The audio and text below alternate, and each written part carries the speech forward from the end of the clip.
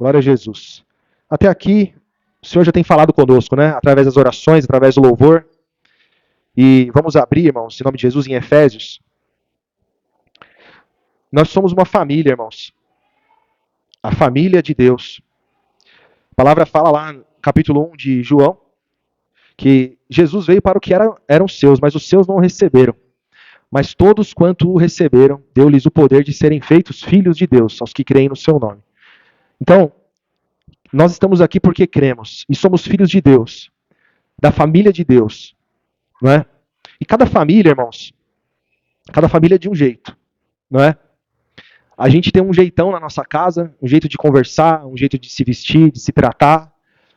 A comida é de um jeito, o tempero é de um jeito. Na nossa casa é assim, não é? Aí quando a gente passa um dia na casa de alguém diferente, o irmão Everaldo passou na casa da irmã Viviane e do irmão Silvio, né, recentemente. É diferente, né? Não é a mesma coisa. O cheiro da casa é diferente, o jeito de arrumar é diferente, não é? E a gente procura fazer da nossa casa, né, um lugar de ordem, um lugar que tenha regras, um lugar... E ali tem um homem e uma mulher, ali tem um dono daquela casa, um chefe de família. Ele estabelece as ordens ali, é ele que tem a palavra final, não é assim, dentro de casa? E nós, irmãos, nós tínhamos também uma casa, não é? Nós habitávamos também em um lugar, tínhamos um Senhor, tínhamos um Pai, não é? Que nos tratava muito mal. Nós éramos negligenciados, estávamos à mercê de muitos perigos, né? Tem casa que é assim também. Tem casa que tem dois pais drogados, tem dois pais, muitas vezes, que não tem diálogo, respeito. É uma casa que tem palavrão, que tem ofensa, que tem ameaça, que tem medo, que tem choro. É uma casa que tem bebida, não é? Que tem música alta, música com... Ou seja, nós vivíamos assim espiritualmente. Nós estávamos sendo conduzidos por um pai malvado, mercenário, não é? E aí tivemos um encontro com Jesus. Então nós estávamos acostumados a uma casa bagunçada, uma casa desorganizada, uma casa sem amor, não é? Tinha regras, mas nós não fomos educados, né, corretamente para conseguir, não fomos capacitados, né? Mas em Cristo Jesus não é assim. Não é? Aqui em Efésios, vamos ler a partir do verso 3, capítulo 1. Perdão, irmãos, eu não falei, né? Efésios capítulo 1, verso 3.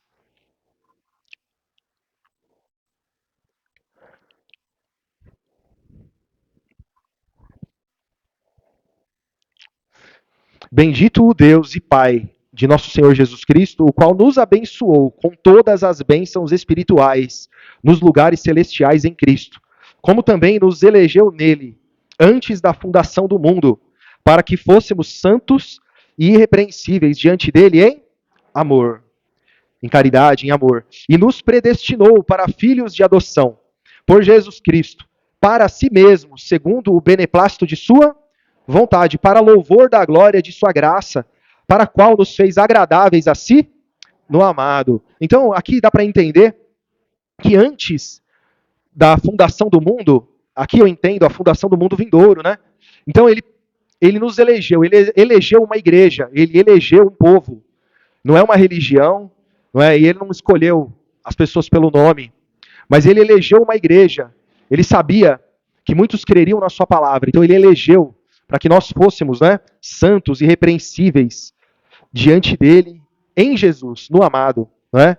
Nos predestinou. Então, antes de criar esse mundo vindouro, ele já predestinou alguns para filhos de adoção. Então, ele sabia, não é, que ao crer, muitos creriam na sua palavra, ele os faria filhos, os tornaria filhos de Deus. Não é? Então, ele teve esse propósito. E consumou essa grande obra maravilhosa, né? Então, mas tem um objetivo, verso 6. Para louvor da glória de sua graça, pela qual nos fez agradáveis a si no amado, em quem temos a redenção pelo seu sangue, a remissão das ofensas, segundo as riquezas da sua graça, que ele fez abundar para conosco, em toda a sabedoria e prudência, descobrindo-nos o mistério da sua vontade, segundo o seu beneplácito que propusera em si mesmo, né? Em Jesus, de tornar a congregar em Cristo todas as coisas, na dispensação da plenitude dos tempos, tanto as que estão nos céus como as que estão na terra. Então, irmãos, o Pai, ele traçou um plano, vamos dizer assim, né? Vou me fazer carne, vou habitar entre os homens, vou me revelar a eles, vou mostrar o tamanho da minha bondade e da graça, vou derramar sabedoria em plenitude, né, abundante sobre esse povo que crê em mim, né, e eles vão ser agradáveis, eles vão ser diferentes, eles vão ser transformados, né, e assim as coisas tornam a congregar em Cristo, né. Glória a Jesus. Na dispensação da plenitude dos tempos, tanto as que estão nos céus como as que estão na terra. Então a obra de Deus na igreja coloca em ordem o céu e a terra. A obra de Jesus e depois o trabalho da igreja. Uma vida em Cristo, uma vida transformada, uma vida de obediência, uma vida de perdão, uma vida de persistência, de perseverança. Não é? Nós somos família de Deus. Essa é a vontade de Deus. E hoje, mais uma vez, a vontade de Deus está se cumprindo, né? Porque nós estamos aqui reunidos como uma família. Glória a Jesus. E no capítulo 2, irmãos, vamos ler o verso 1 em diante. Então os irmãos perceberam, né, que o texto falava de filhos por adoção. Filhos por adoção. Então nós somos filhos que o pai resgatou. Tínhamos pais, né, um pai negligente, bêbado, um cachaceiro, malvado, né? Vamos dizer assim, de forma figurada, né? Mercenário. Vocês já viram aquele que pega um bebezinho e fica no farol, no sol quente, aproveitando daquela criança ali para as pessoas sentirem dó e ele ter benefício com aquilo, né? Às vezes a gente, por inocência, pensa assim, né? Ah, ele está em necessidade, não tem com quem deixar, né? Mas a gente vê que, na verdade, o que eles querem é se aproveitar daquela situação, né? Para ter algum benefício próprio. Pode ser que um ou outro não, né? Mas, infelizmente, é assim que acontece. Nós éramos, né, também dessa forma. Né? Ele queria a glória para si, queria ser conhecido e fez qualquer coisa para que isso acontecesse. Muitos morreram, muitos sofreram uma vida inteira e padeceram sem salvação. Mas nós conhecemos o Deus verdadeiro, que nos chama de amigos, como nós louvamos, que nos chama de filhos, não é? E Ele é o nosso Pai, o nosso Senhor Jesus Cristo, que se fez carne e habitou entre nós. Glória a Jesus. Vamos ler, irmãos, verso 1.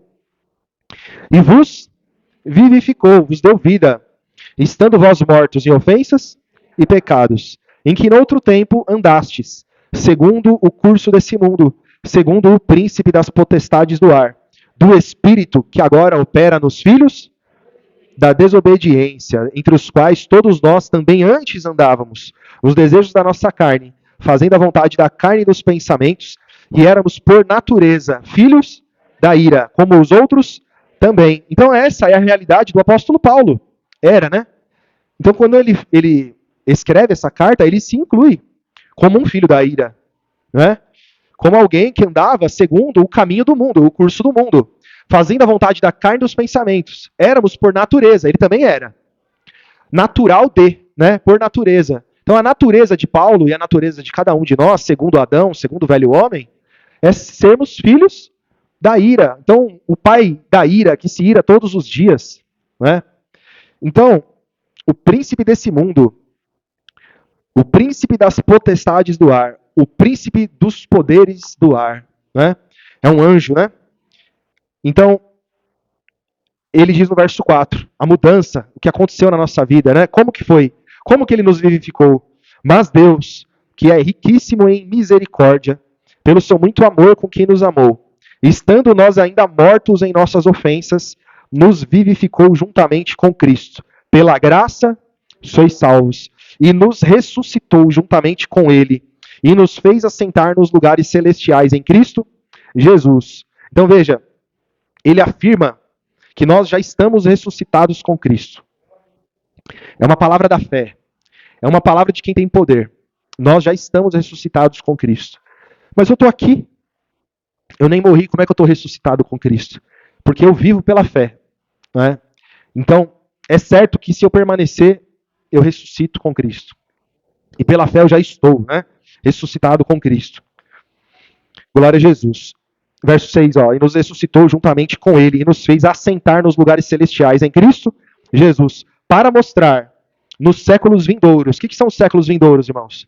É o mundo vindouro, é o céu, é o reino dos céus, moradas celestiais, para nos mostrar nos séculos vindouros as abundantes riquezas da sua graça, pela sua benignidade para conosco. Em Cristo, tudo é em Cristo Jesus, tudo é em Jesus. Não tem como alguém alcançar essas promessas aqui, essa benignidade, não é? Essas riquezas abundantes, se não estiver em Cristo Jesus. Nós estamos em Jesus e por isso é que alcançaremos e que temos essa confiança. Verso 8. Porque pela graça sois salvos por meio da fé. E isso não vem de vós, é um dom? É dom de Deus. Não vem das obras, para que ninguém se glorie, porque somos feitura sua, criados em Cristo Jesus, para as boas obras, as quais Deus preparou para que andássemos nelas. Então Deus preparou, não é? Preparou a cada um de nós, nos criou, nos regenerou para nós andarmos em boas obras. Então, ainda que você era um favelado da fé, vamos dizer assim, em santidade, né? Você estava morando debaixo da ponte espiritual, vivendo à beira, na margem da sociedade espiritual. Você foi abraçado, amado por Deus e inserido na família de Deus. Então, ser criado uma nova criatura é aprender de Jesus e mudar a nossa forma de ser e de pensar. Não é? Então, quando ele afirma que ele nos fez agradáveis para as boas obras, né? Para louvor e honra do nosso Pai, para o louvor do nosso Pai. É por quê? Porque as coisas que ele diz acontecem, que o Senhor afirma acontecem. Então nós já estamos ressuscitados. Ele afirma, é verdade. Né? É uma certeza que temos, porque ele prometeu. E ele também prometeu que nós seríamos santos, irrepreensíveis. Né? E o sangue de Jesus nos faz assim. O sangue de Jesus nos justifica. Glória a Jesus. E temos essa confiança. E vivemos para isso. E a palavra tem operado em nossos corações e em nossas vidas. Tem mudado o nosso ser, a nossa maneira de ser e de pensar. Todos nós.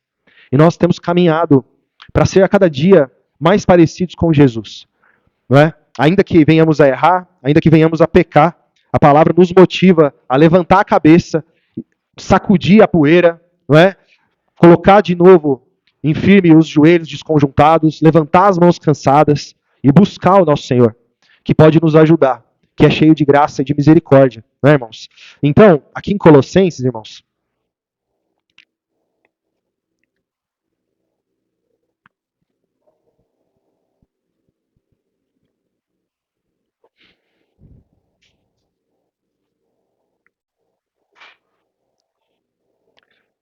capítulo 1, verso 20.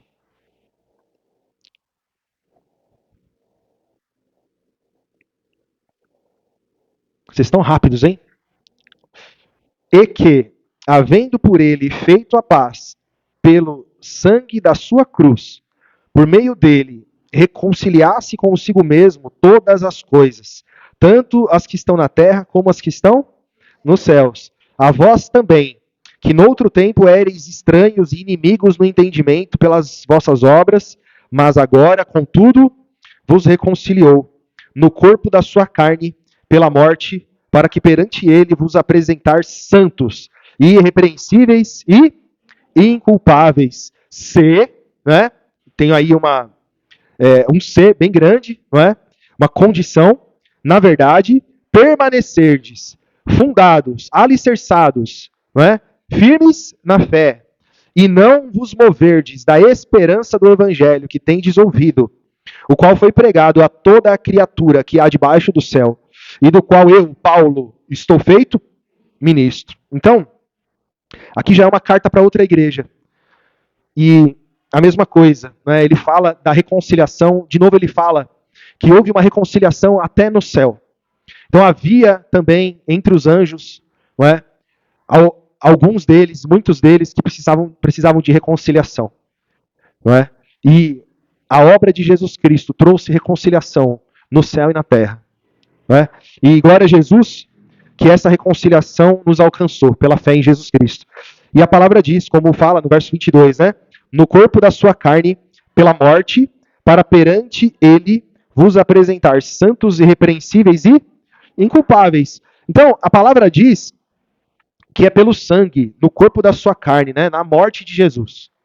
Então não é porque o Senhor Jesus nos justifica pelo seu sangue que a gente não se importa nem um pouco da forma como vivemos, né? A palavra fala que não é, como nós lemos, que não é pelas obras, mas é pela fé, pelo corpo de Cristo, né? Mas exatamente a palavra nos ensina que o evangelho é poderoso para nos transformar. E ele tem feito isso. E ele é poderoso, o evangelho é poderoso, é o poder de Deus para a salvação de todo aquele que crê. O evangelho transforma a igreja, a família de Deus, não é, para que não ande mais segundo andava quando era a família do Deus desse século, quando pertencia ao Deus desse mundo. Então, assim como acontece no mundo, quando uma criança é adotada, ela entra dentro de uma casa, é uma casa diferente, é uma família muito diferente, estranha a princípio, não é? Tem normas, tem regras diferentes, mas ela é grata, ela agora recebeu um pai, uma mãe, irmãos, recebeu uma cama quentinha, confortável, recebeu alimento, recebeu vestes, calçados para os pés, né? Então ela agradece, ela pensa assim: meu Deus, eu estava perdido e agora olha só o que aconteceu. Alguém veio e me amou, alguém veio e me resgatou, me abraçou, está me chamando de filho. Né? Eu sou tão diferente, mas está me chamando de filho. E nós aceitamos e vamos seguir, né? Segundo a ordem dessa casa, segundo a ordem do nosso Pai, Jesus, né? Que se revelou em Jesus. Então, irmãos, a palavra nos ensina que nós somos transformados e queremos ser, não é, agradáveis, obedientes a Deus, não é, para que sejamos verdadeiramente, evidenciamos verdadeiramente que a palavra de Jesus ela tem eficácia, ela é poderosa para transformar mesmo homens e mulheres perversos, malvados, em filhos de Deus, transformados, né, irmãos? Glória a Jesus. Em João, capítulo 3,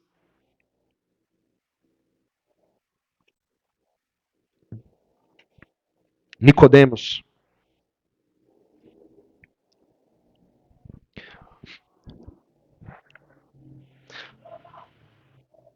E aí muitos podem pensar assim, né? Ah, mas eu não era nada disso.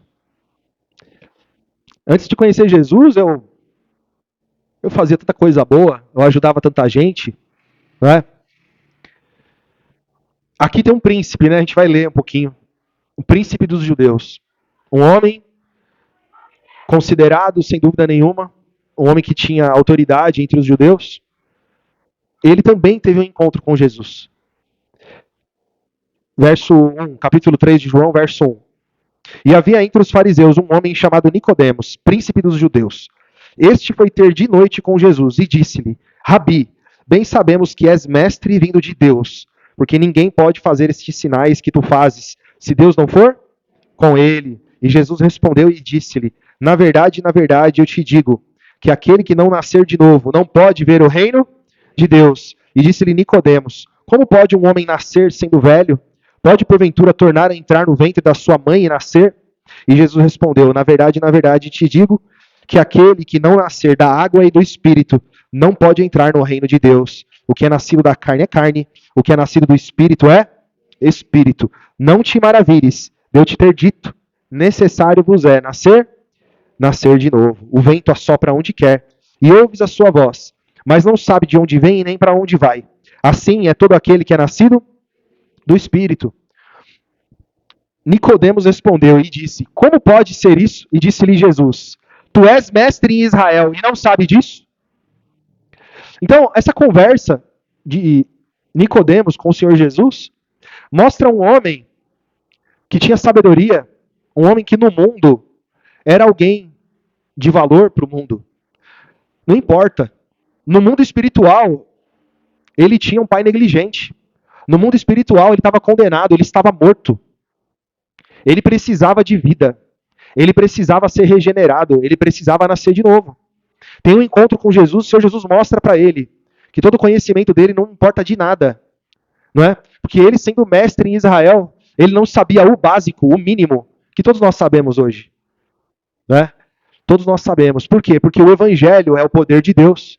Porque a palavra de Jesus é a verdade, o caminho, a verdade e a vida, não é? Então, O, o Evangelho, irmãos, faz toda a diferença. A palavra de Cristo, a palavra de Jesus, ela é revelada também a esse homem poderoso. Glória a Jesus.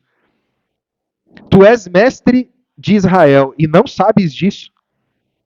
Glória a Jesus. Então, irmãos, nós vemos aqui, ó, no verso 16. Deus abençoe, meu irmão.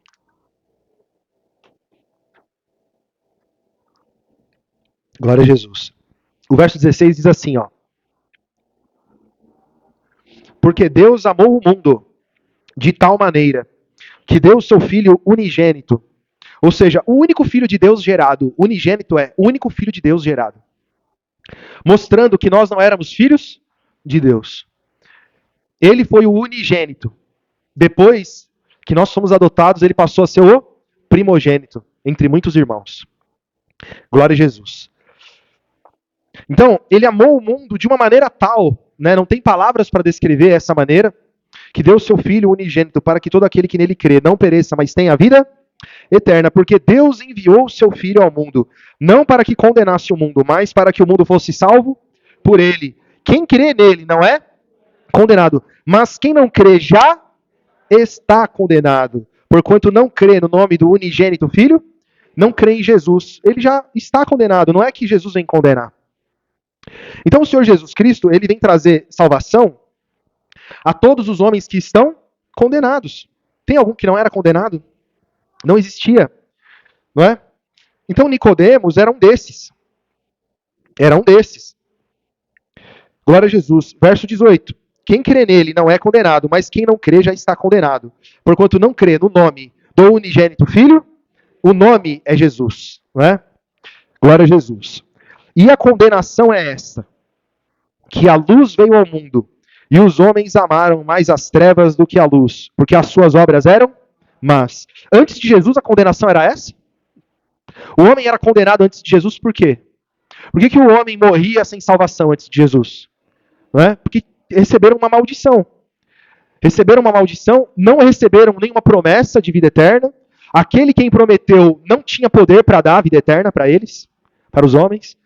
Mas quando vem Jesus, a salvação vem para o mundo todo. Vem para todos os homens.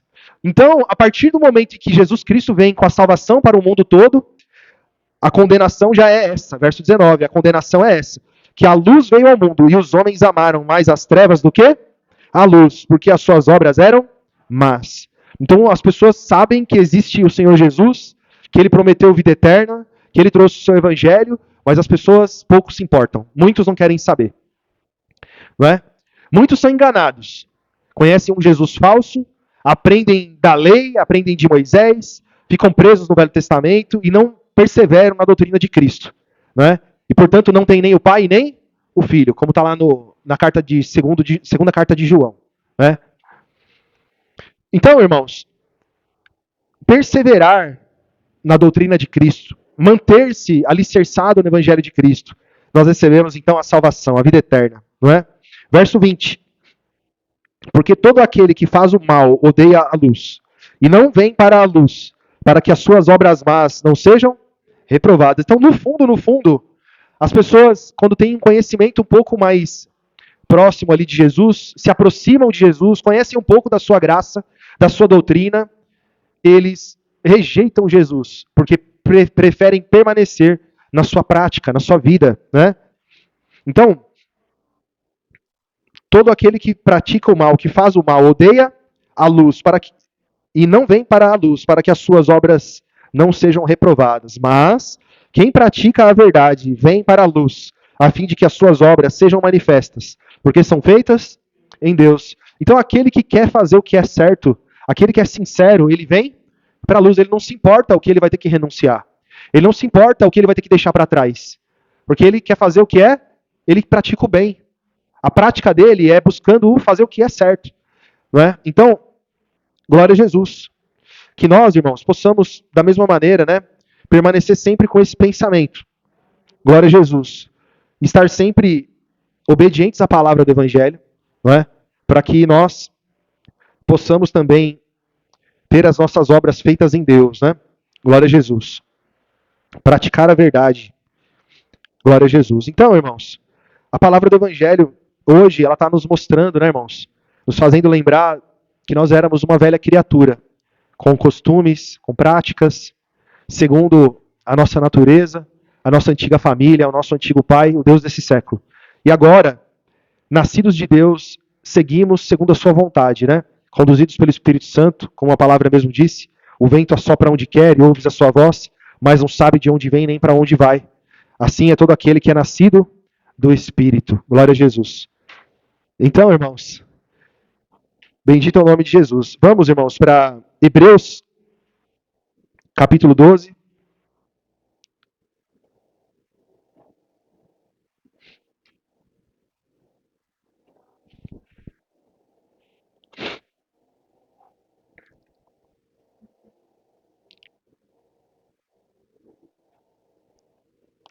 Verso 1. Hebreus 12, verso 1. Então, o capítulo 12, né, irmãos, ele vem na sequência de um capítulo inteiro que fala sobre fé. Fala sobre fé. E não é qualquer fé. Né? Ele começa a falar da fé necessária para a salvação e usa o exemplo de fé de muitos homens lá do Velho Testamento. Esses homens, eles tinham promessas e creram nessas promessas. E por crerem nessas promessas, eles perseveraram naquilo e alcançaram aquelas promessas. Né? Nenhum deles teve salvação. Né? Acho que vou até ler o finalzinho aqui do capítulo 11.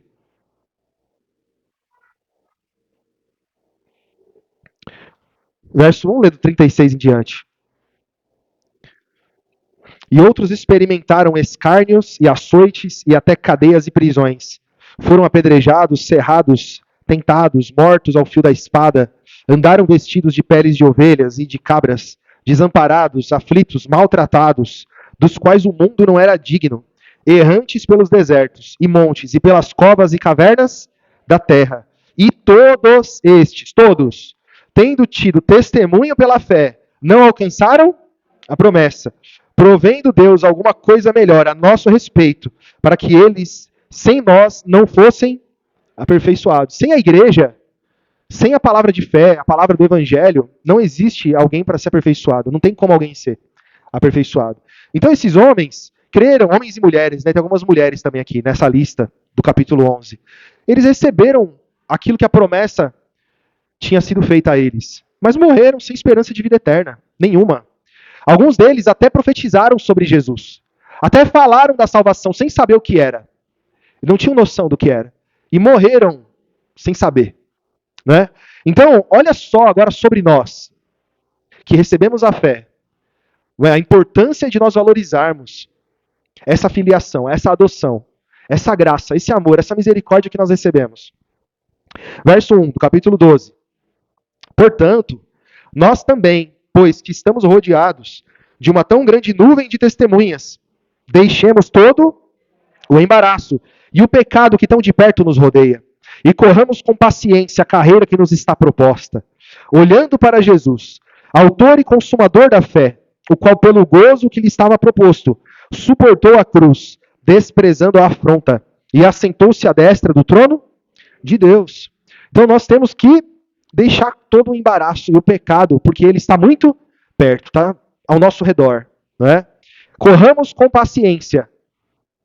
Precisamos de paciência, mas não podemos perder tempo. Então isso que é correr com paciência. Né? Parece impossível correr com paciência, mas não é. Então, tem uma carreira que nos foi proposta. E por isso que estamos aqui. Todos nós, irmãos, devemos prosseguir. Porque Jesus Cristo suportou a cruz. Não é? Desprezou a afronta. E assentou-se à destra do trono de Deus. Glória a Jesus. Foi Ele que consumou a fé que nós pregamos. Foi Ele que mostrou que vale a pena permanecer na fé, guardar a fé. O Senhor Jesus ressuscitou. O Senhor Jesus subiu aos céus. O Senhor Jesus enviou o Espírito Santo. E nós somos testemunhas disso. Glória a Jesus.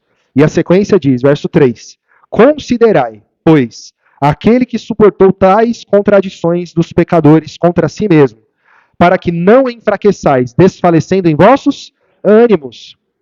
Ainda não resististes até o sangue, combatendo contra o pecado. Então, ele nos dá o exemplo de Jesus, que com tudo que ele passou e sofreu, e combateu contra o sangue, não é? Até o fim ele perseverou, ele guardou a fé. Então, a palavra é uma palavra de ânimo. Não desfaleçam em vossos ânimos. Não se desesperem. Não olhem para trás, não é? E a palavra continua. Verso 5. E já vos esquecestes da exortação que argumenta convosco, como filhos. Filho meu, não desprezes a correção do Senhor, e não desmais quando por ele fores repreendido, porque o Senhor corrige o que ama, e açoita qualquer que recebe por filho. Se suportais a correção, Deus vos trata como filhos. Porque que filho há a quem o pai não corrija? Mas se estáis sem disciplina, da qual todos são feitos participantes, sois então bastardos e não filhos. Ou seja, a palavra tem disciplina. Se você é da família, então logo você tem disciplina. Se você não tem disciplina, então você não é filho, você é bastardo. Então não existe cristão que não tenha doutrina, não é? Glória a Jesus. Disciplina. Verso 9. Além do que, tivemos nossos pais segundo a carne, para nos corrigirem, e nós os reverenciamos. Não nos sujeitaremos muito mais ao Pai dos Espíritos para vivermos? Porque aqueles, na verdade, por um pouco de tempo, nos corrigiam como bem lhes parecia, mas este, para nosso proveito, para sermos participantes da sua santidade. Tá vendo, irmãos? Então, os nossos pais, segundo a carne, né? Agora não estou falando do Deus desse século, né? Mas a maioria, né? Creio eu, não todos, eu sei que não todos, mas procuraram dar o melhor para nos educar e fizeram o que eles podiam, né? Mas nós estamos falando agora do Pai dos Espíritos, né? O nosso Deus verdadeiro. Então, o que ele nos ensina e o que ele quer para nós é perfeito, né? É perfeito. Para que sejamos participantes da sua santidade. Verso 11. E na verdade, toda a correção ao presente não parece ser de gozo, senão de tristeza. Mas depois produz um fruto pacífico de justiça, nos exercitados por ela. Portanto, tornai a levantar as mãos cansadas e os joelhos desconjuntados, e fazei veredas direitas para os vossos pés, para o que manqueja não se desvie inteiramente, antes seja sarado. Segui a paz com todos e a santificação, sem a qual ninguém verá o Senhor, tendo cuidado que ninguém se prive da graça de Deus, e que nenhuma raiz de amargura brotando vos perturbe, e por ela muitos se contaminem. Amém, irmãos? Então a palavra nos mostra que, sendo da família de Deus, nós somos corrigidos por Deus. Né? Então, se até os nossos pais, né, que são falhos, fizeram o que eles podiam de bem para nós, né? Será que o nosso pai não faz ainda melhor? Né? Ele faz o que é melhor. Então, que nós possamos entender que Deus tem cuidado de nós. Muita coisa Ele vai permitir na nossa vida, vai servir de lição, de correção, de disciplina. Nós aprendemos com Ele, aprendemos a paciência, a perseverança, não é? Longanimidade, a nossa fé é acrescida. E nós, irmãos, no fim de tudo, seremos salvos com Ele. Glória a Jesus. Vamos herdar a vida eterna. Então, como diz o texto, né? Que ninguém se prive da graça de Deus. E que nenhuma raiz de amargura brotando vos perturbe. E por ela muitos se contaminem. Então quer dizer que uma raiz de amargura dentro de nós pode contaminar a muitos, né? Então nós temos que nos libertar dessas coisas. Glória a Jesus. O Pai, Ele vai cuidar de nós, Ele vai nos disciplinar, Ele vai nos conduzir. Se nós quisermos, irmãos, se nós perseverarmos até o fim, Ele vai nos ajudar, como filhos. Amém, irmãos? Em nome de Jesus. Vamos ficar de pé e agradecer, irmãos?